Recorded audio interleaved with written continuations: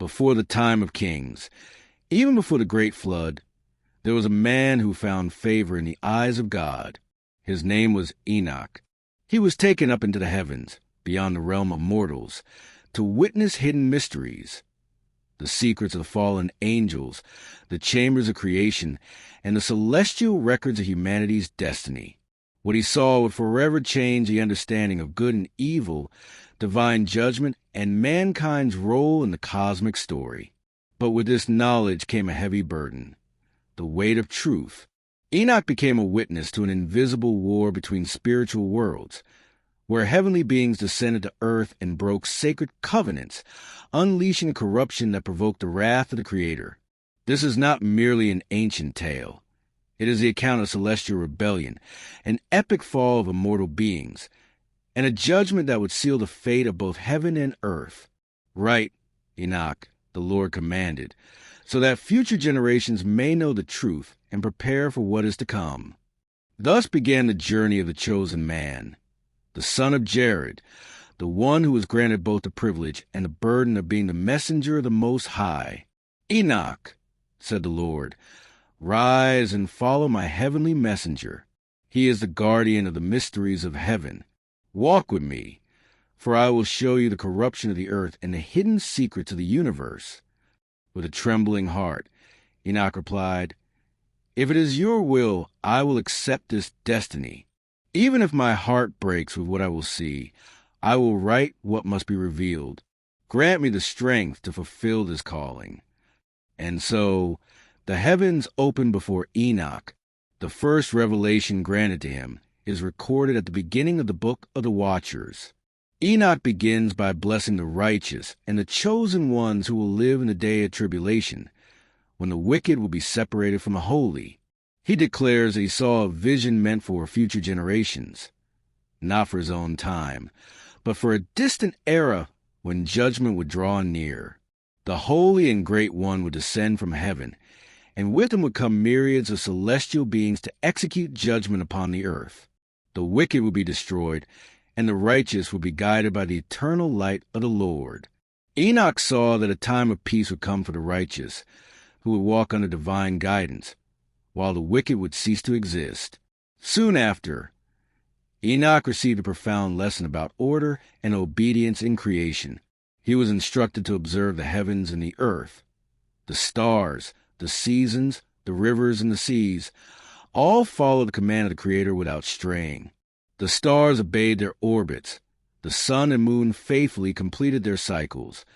Animals bore fruit in their appointed time. All of nature testified to the glory and divine order. But mankind had turned away.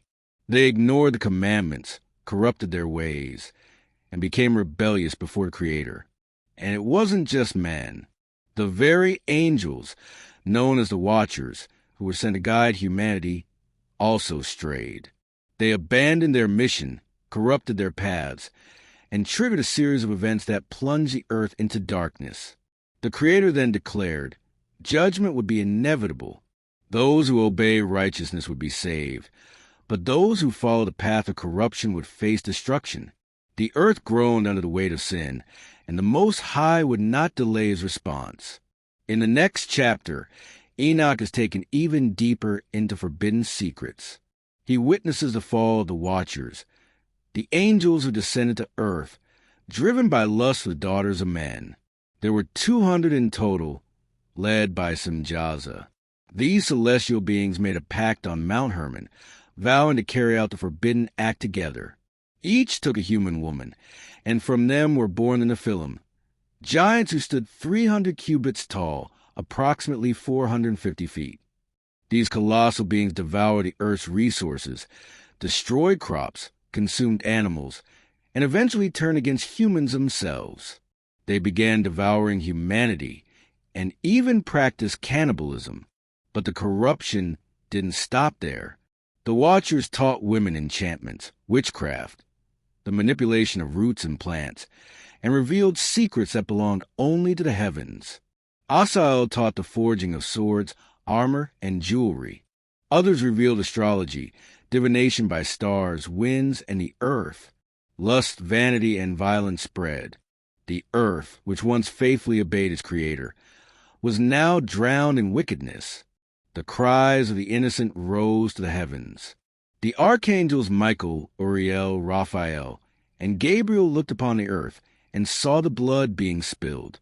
They heard the souls of the dead crying out for justice. "O Lord of heaven," they said, "you who see all things and know everything before it happens, you have witnessed how Asa has corrupted mankind and revealed eternal mysteries not meant for them. Semjaza and his companions defiled themselves with the daughters of men and produced monsters. The entire earth is tainted because of them. The souls of the dead cried out unceasingly for justice, and the Most High listened. Then God gave clear commands. Uriel was to go to Noah and warn him of the approaching end. A flood would destroy everything on earth. Noah would be given the knowledge necessary to preserve life and ensure the continuity of humanity. Raphael was to bind Asael and cast him into eternal darkness, covered by jagged rocks, until the day of great judgment, when he would be thrown into the fire. All the corruption caused by the Watchers was to be purged. The blame would fall on Asael and his teachings. Gabriel, in turn, was ordered to destroy the bastard children, the Nephilim, by making them fight one another until they were all annihilated. They would have no long life, nor divine mercy, for they had been conceived outside the will of God. Michael was given a mission to announce to Semjaza and his companions that they would be imprisoned for 70 generations in the valleys of the earth until the day of final judgment. And so judgment was decreed. The heavens stirred, the angels prepared, and Enoch wrote everything down, with sorrow in his heart, but with absolute obedience. This was only the beginning of his journey, for the heavens still held many other secrets to reveal. In the next chapter, Enoch will uncover the mysteries of the universe, the celestial chambers, and the records of human destinies, a knowledge no man before him had ever dared to behold. The journey into the unseen had only just begun. Enoch, the one who walked with God, was not merely a witness to the corruption of the Watchers. He was taken even higher, beyond the bounds of the firmament, to understand the very foundations of creation. An angel took him by the hand and guided him through dimensions no man had ever imagined. He passed through fiery portals, crossed mountains of molten metal, rivers that flowed with light, and winds that spoke. Each step brought a new revelation, and each vision expanded the consciousness of the chosen one. It was as if the veils of the universe were being lifted, one by one, before his eyes. In the higher heavens, Enoch beheld structures of incomprehensible scale, flaming pillars that upheld the firmament, sealed chambers guarded by mighty angels, and eternal books in which the destinies of all souls were written. One being, whose face shone like the sun, said to him, "Here lies the book of lives. In it are recorded the names of every righteous man, and every spirit that chose truth." Enoch saw what no other had seen, the records of past, present, and future ages. He realized that nothing escapes the gaze of the Most High. Every thought, every intent of the heart, all was inscribed with absolute precision. On his journey, Enoch was taken to 7 colossal mountains made of precious stones. The one in the center, taller than all the others, was of alabaster, and at its summit stood the throne of God, surrounded by fire, lightning, and voices. Angels sang without ceasing. There were creatures seemingly made of eyes and wings, spinning around the throne, proclaiming, "Holy, holy, holy is the Lord of hosts, whose glory fills all of creation." Enoch could not withstand a vision, and fell with his face to the ground. But the Lord commanded, "Rise, Son of Man, for I have chosen you to see, not to fear." It was then that Enoch began to understand the celestial cycles. An angel named Uriel was appointed to teach him the secrets of the stars, the seasons, and the passage of time. "Everything that happens on earth," said Uriel, "follows the rhythms of the heavens. The sun and moon do not shine by chance, but by decree. Light and darkness, summer and winter, winds and rains, all are governed by the Lord's command." Enoch learned that there were portals in the sky through which the sun rose and set, each linked to a specific season. He saw the paths of the stars, the fixed constellations and the wandering bodies, and understood that even the faintest light in the sky had a determined purpose. But not all celestial bodies obeyed. Enoch saw fallen stars cast from their courses, angels who had not kept their place of origin and were now chained in darkness until judgment. These are the ones who taught sorcery, spilled innocent blood, and brought forbidden knowledge to mankind, explained Uriel. Enoch was deeply saddened. Will there be redemption for them? He asked. The angel replied firmly, No, for they have corrupted creation. But for mankind, mercy still remains, if they turn to the Most High. Next, Enoch was taken to the depths of the earth, a place of shadows and silence. There, he saw the spirits of the dead divided into chambers. One chamber held the righteous, who waited in peace. Another housed the wicked, in torment and sorrow. This is the womb from which every soul will be called on the day of judgment, explained the angel. Here wait the martyrs, the innocent, the repentant, and also the traitors, the violent, and those who rejected the light. Enoch wept for those in pain, and the Lord said to him, Your compassion is righteous, but every soul reaps what it has sown. Still, I say, a day of restoration will come, when justice will shine like the sun. Enoch also saw the prisons of the fallen angels, caves sealed with living stone, where the watchers were chained. The darkness there was so thick it could be felt.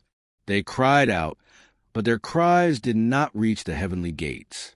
Semjaza, their leader, was bowed in remorse, but his sentence had already been written. They knew what they were doing, said the angel, and they used free will to defy divine order. Each awaited the day of the Lord, the great moment when heaven and earth will be judged by the one who is eternal. But Enoch was not shown only destruction. He also saw the throne of the Son of Man, a radiant figure, seated in glory, surrounded by angels. Multitudes worshipped him. This is the chosen one, announced the angel, the one who will judge the kings of the earth and bring salvation to the afflicted. He is the sustainer of justice and the light of nations. Enoch was in awe. Is this the one who will come in the last days? He asked. The angel replied, Yes, he will come when the earth is full of violence, and the hearts of men turn away from good. But those who remain faithful will receive his eternal kingdom. At the end of his journey, Enoch was brought back to earth, but he was no longer the same. His eyes had seen the structure of the cosmos, the fate of souls, the judgment of angels, and the glory of the Son of Man. Write all that you have seen, the Lord commanded him, and seal these words for the wise of future generations. And thus, the man who walked with God became the first prophet of the end times, the messenger of eternal truth. In the next chapter, we will delve into the visions of the final judgment, the names of the mighty angels, the blessings reserved for the righteous, and the curses decreed against the kings and rulers who defied the Most High. The story of Enoch continues, and the words he wrote still echo today, as both a warning and a promise. Heaven watches, time is fulfilled, and judgment will come. After beholding the heavens, the portals of time, the paths of the stars, and the prisons of the fallen angels, Enoch was led to a revelation even more profound, the end of all things. The final destiny of the earth, of the rebellious angels, of the wicked kings, and of the righteous. His spirit was lifted to a vast valley where thrones were set for the holy and the elect. At the center stood a throne of indescribable glory, made of fire and light, upon which sat the Ancient of Days, the Most High, before whom all creation bows. Before him, the kings of the earth were gathered, mighty rulers who had once dominated nations, hoarded riches, waged wars, and denied justice. Their faces were pale, their crowns fallen, their lips silenced. And then the sentence was heard. You who mocked the humble and drank deeply of the suffering of the innocent, on this day your name shall be erased from the earth. At the sound of trumpets, the angels of judgment were released. Castaja, Penemu, Erikiel, executors of eternal punishment, each charged with restoring order where there had been darkness. The foundations of the corrupted world began to crumble. Enoch saw mountains shift, Oceans overtake the land, cities vanish. But at the same time, he witnessed the birth of a new creation, pure, harmonious, just. The righteous walked through flowering gardens bathed in light. All that had been hidden was now revealed. Every act of kindness, every prayer, every tear of the faithful had been counted, and the names of the righteous were written in the book of life. Among the faithful servants of the Most High stood the great archangels, Michael, the warrior of justice, Raphael, the healer of the righteous, Uriel, guardian of the secrets of time, and Gabriel, messenger of redemption. They not only waged celestial battles, but also protected the chosen during the chaos. These are the ones who were never corrupted, said a heavenly voice, and thus are worthy to inherit the new world. Enoch also saw the unclean spirits of the giants, offspring of fallen angels and the daughters of men, wandering the earth until the end of time. Spreading pride, violence, and deceit, they troubled human hearts, stirring them toward evil.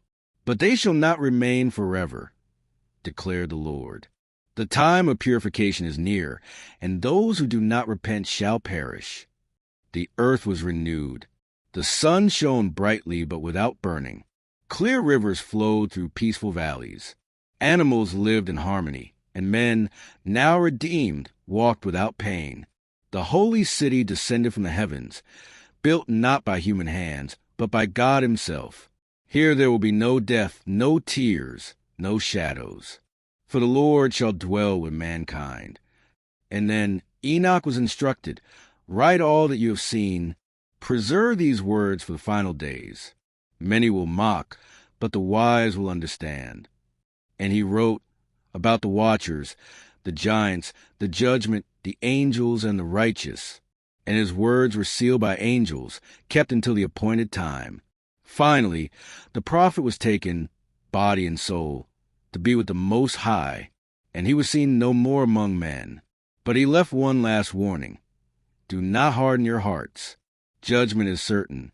Justice will come, and no hiding place will shelter the wicked on the day of the Lord. The visions of Enoch cross millennia, surviving in ancient texts, in hidden traditions, and in whispers among the wise. He was the first prophet to see the end before the end arrived. His testimony reveals that the battle between light and darkness is real, that the angels watch, that the righteous shall be rewarded, and that evil, no matter how powerful it seems, has its days numbered. Thus, the story of Enoch is not merely a memory of the past. It is a warning. It is a promise. It is an invitation to truth. For heaven is watching. Time is moving forward, and the judge of all the earth is coming. And no one will be able to say they were not warned.